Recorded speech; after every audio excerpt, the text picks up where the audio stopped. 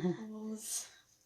Bom dia, professor, professora, pessoal ali do Bela Vista, aos amigos, familiares.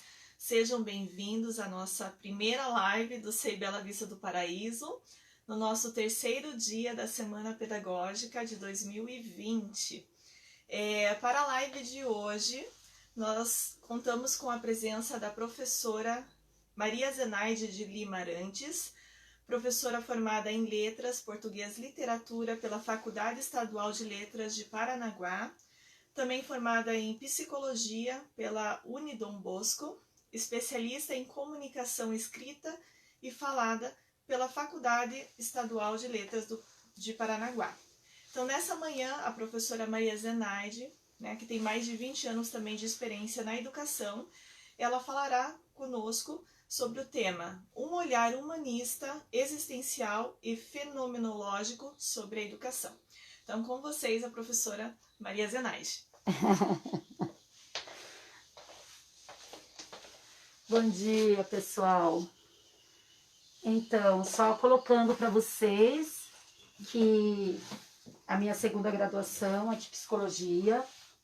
Na verdade, eu concluo agora. Vou tirar a máscara para que a minha fala ela fique um pouco mais clara.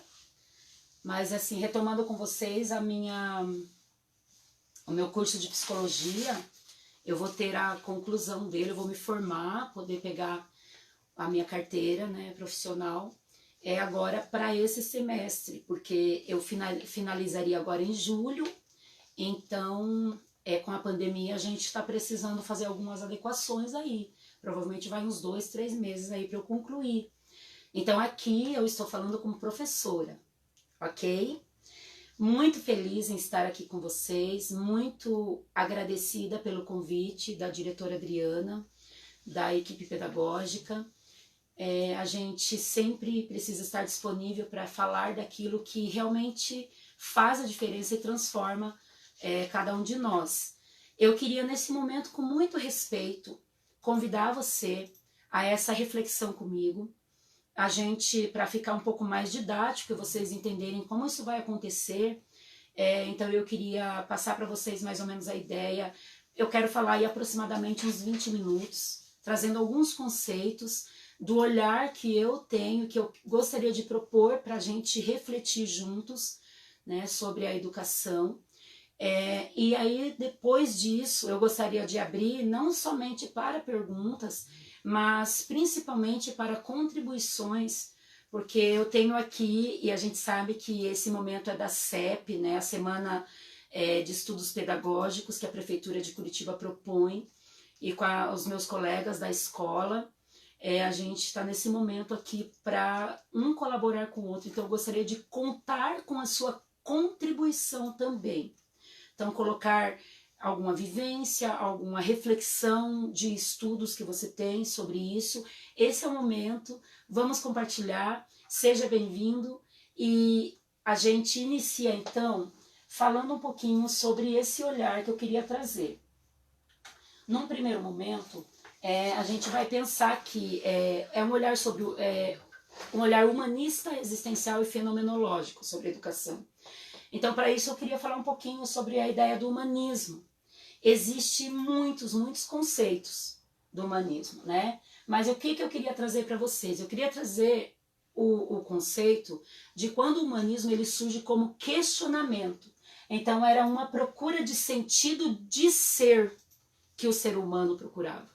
Uma procura pelo sentido de ser do homem, um esforço para compreender o ser humano na sua totalidade.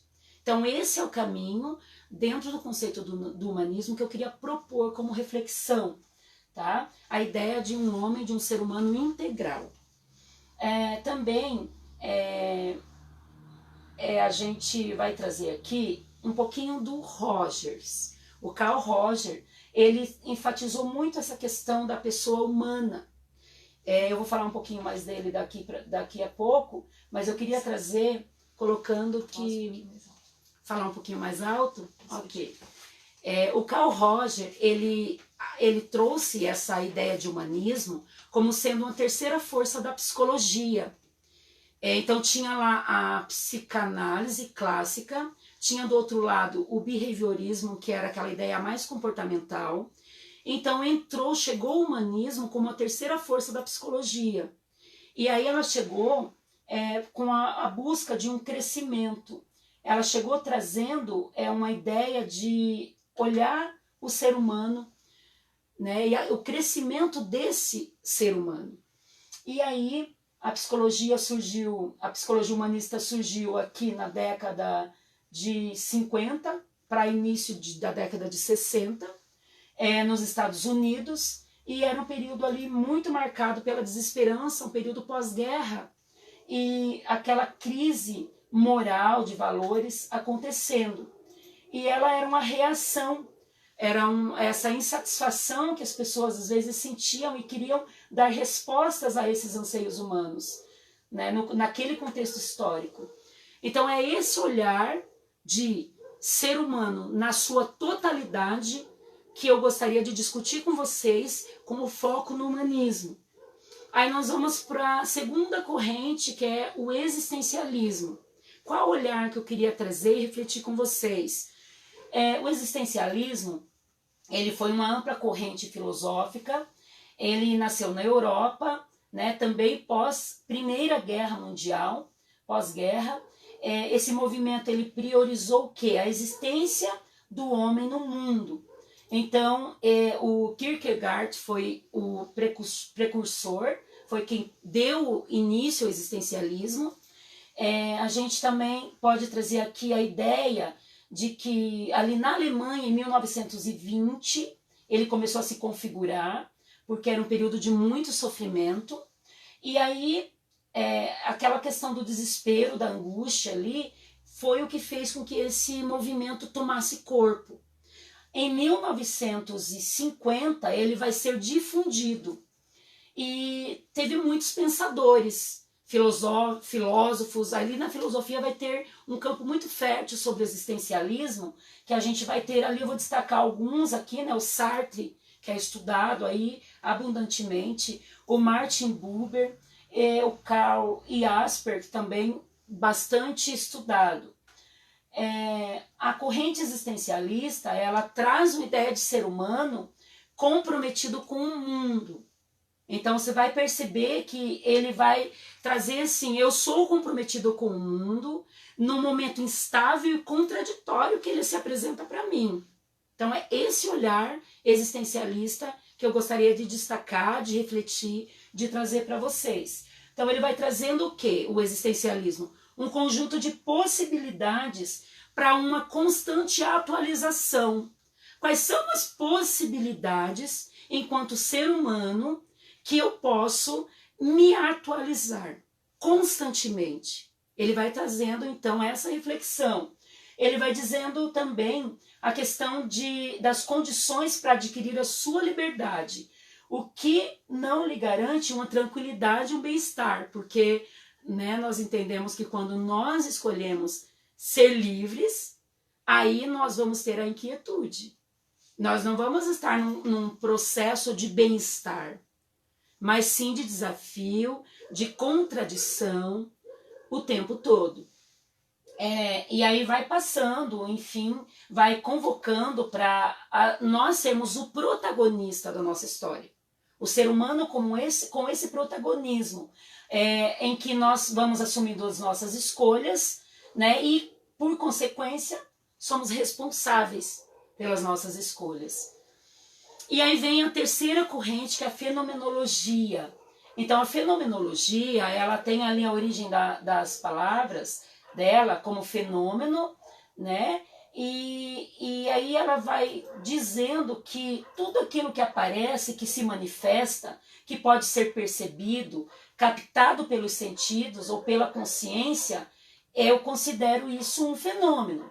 E a outra parte da palavra é o logos, que ele é entendido como um discurso esclarecedor, né? Então, a fenomenologia, ela significa esse discurso esclarecedor a respeito do que se mostra por si mesmo.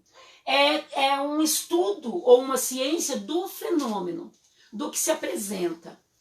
Então, quando a gente olha o momento atual, a gente pode falar o quê? A gente pode falar que a fenomenologia, hoje nós temos um fenômeno acontecendo e no meio de toda essa situação, como eu como ser humano me comporto, como eu sinto a existência nesse momento. Então são esses questionamentos, essas questões que eu gostaria de refletir com vocês. Para que a gente possa fundamentar, né, eu queria apresentar para vocês um primeiro autor, que o nome dele é Carl Rogers. Eu tenho um livro dele aqui, que é um livro que eu tenho revisitado nesses dias de quarentena. Não sei se vocês estão conseguindo ver. Eu vou disponibilizar em PDF depois, tá? Esse livro aqui do Carl Rogers, ele é o livro Tornar-se Pessoa. O Rogers, ele faleceu aos 85 anos, né? Então ele nasceu ali em 1902 e ele foi psicólogo e psicopedagogo.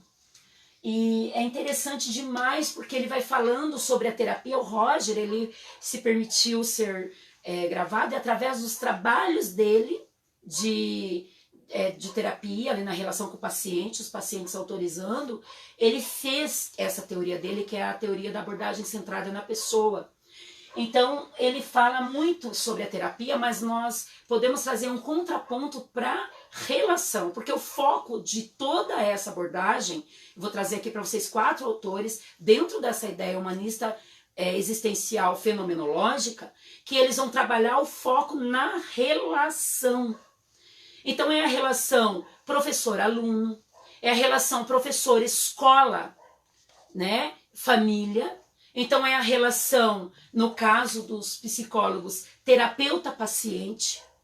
Então, é a relação pais, mães, né? Pais, filhos, mães e filhos, né? Avós e netos, que são muitas vezes criados pelos seus avós. Então, assim, N situações são as relações. Então, o foco que eu queria refletir com vocês é de que na relação é que acontece a mágica. Estou usando mágica aqui totalmente fora de um sentido, né, aí místico, enfim.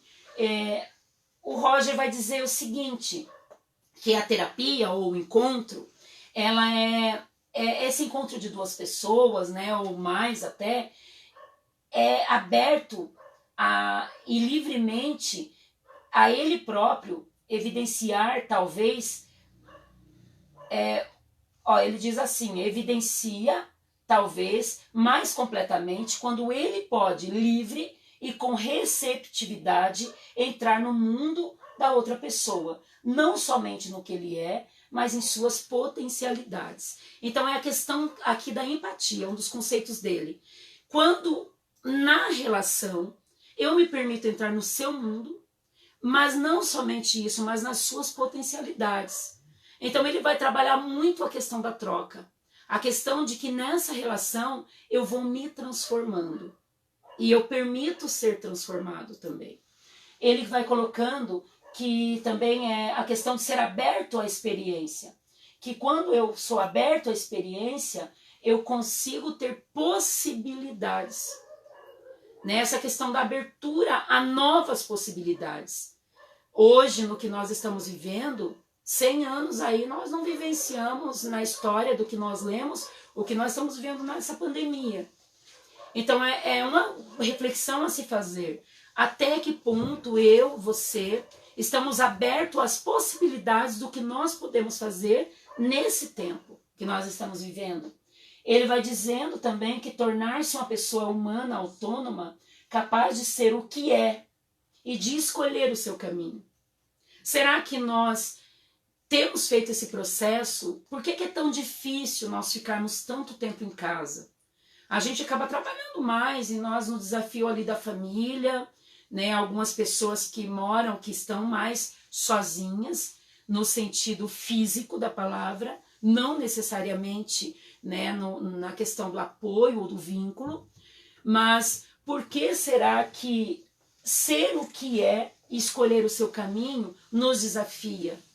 Porque nesse período nós podemos olhar para nós um pouco mais, né? Olhar para nós. Eu quero trazer um segundo autor, que é o Jung, né? O Jung, eu não estou com o livro dele físico aqui, mas a prática da psicoterapia eu vou disponibilizar em PDF, se vocês quiserem.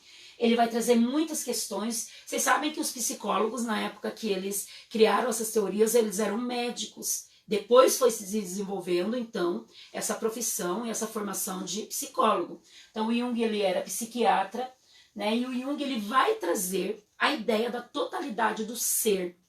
Ele vai trazer a ideia também, assim como nós pensamos aqui juntos sobre as correntes da psicologia, essa ideia do ser em sua totalidade. Eu não vou olhar apenas você como professor. Você não vai me olhar apenas como professora, mas você vai me olhar como ser humano em toda uma totalidade, nos papéis que eu desenvolvo como mãe, como profissional, como esposa, como filha, ou enfim, N papéis e funções que nós desenvolvemos. Ele também vai trazer a questão da dialética, porque nos questionamentos e nos opostos, né, essa questão do consciente, do inconsciente, essa questão que é compensatório, o Jung vai trabalhar muito isso. Vai trazer muito fortemente a questão da dialética, de que quando eu estou no momento, por exemplo, agora, desafiador, aonde ficar em casa tem os seus ganhos, mas tem suas perdas, eu vou olhar para tudo isso para eu poder então pegar e fazer uma síntese, refletir sobre tudo isso, obrigada, refletir sobre tudo isso e poder, então, me conhecer mais nessa situação e me desafiar a uma maior abertura nessa situação. E ele vai falar sobre um ponto fundamental, que é a transformação mútua. Então, é a questão de eu vou me transformando nesse processo, enquanto que na relação, as pessoas que se relacionam aqui comigo também vão se transformando. E é muito interessante nesse livro A Prática da Psicoterapia, que ele vai trazer sobre a transformação, porque nós entendemos isso como um processo de cura para o mundo, de cura para as dores humanas, sabe? E aí eu quero trazer um terceiro autor, que é o Vygotsky, né, muito conhecido na educação. Eu me baseei nesse livro aqui, ó, Formação Social da Mente. Tem outros livros dele, o Vygotsky é muito estudado, muito difundido no campo da educação. Eu queria colocar a questão do brincar, do Vygotsky, né? Faleceu com 37 anos, então poderia ter contribuído, com 37 anos ele contribuiu tanto, se tivesse vivido mais eu não consigo imaginar ou mensurar, né? A questão do brincar, né? A questão que a criança assume papéis, aceita as regras próprias da brincadeira, executando imaginariamente tarefas para as quais ainda não está apta ou não sente como agradáveis na realidade. Então, o brincar para a criança, ele é um processo simbólico em que ela aprende o fazer das questões da vida prática. É muito interessante. Ele vai trazer também que através dos outros nós nos tornamos nós mesmos. Então ele vai trazer o processo da relação, o foco na relação. Então o protagonismo, ele não está em um ou em outro, ele está na relação.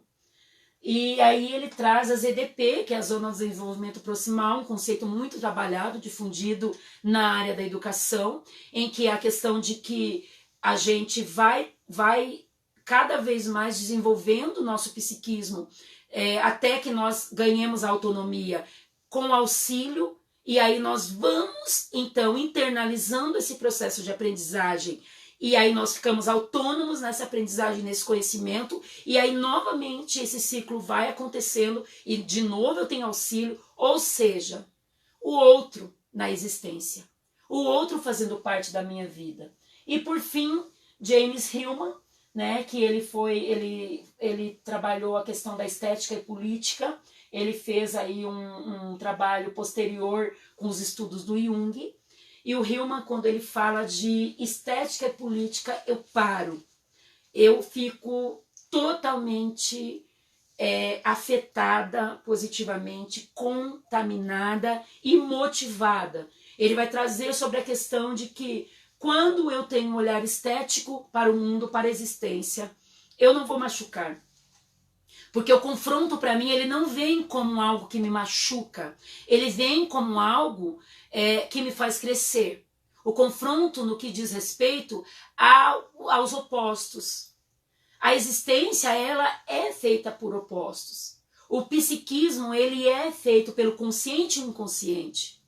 Então nós precisamos aprender a ser abertos aos opostos, às contradições que nos são impostas. E aí ele coloca a questão da estética, de que muitas vezes nós passamos desse processo de nos aproximarmos muito do que é feio e nos afastarmos muito do que é belo. E ele coloca isso como um olhar político. E aqui eu não estou colocando, e eu quero me basear no Hillman para falar isso, ele coloca uma frase que eu gosto muito, eu queria ler para vocês, ele diz assim, ó, a beleza é em si mesma uma cura para o mal-estar psicológico. Então assim, eu não estou dizendo com isso que nós vamos ser violentados, que nós vamos ser desrespeitados e a gente vai ficar rindo feito bobo da corte. Com isso eu estou dizendo para vocês que a minha interpretação nas leituras do Hillman é de que, apesar de tudo o que vem para mim, apesar do que a existência me impõe, apesar do luto que eu possa estar vivenciando, apesar daquilo que tiraram de mim, eu posso me aproximar do belo que há na existência. Eu posso me reinventar,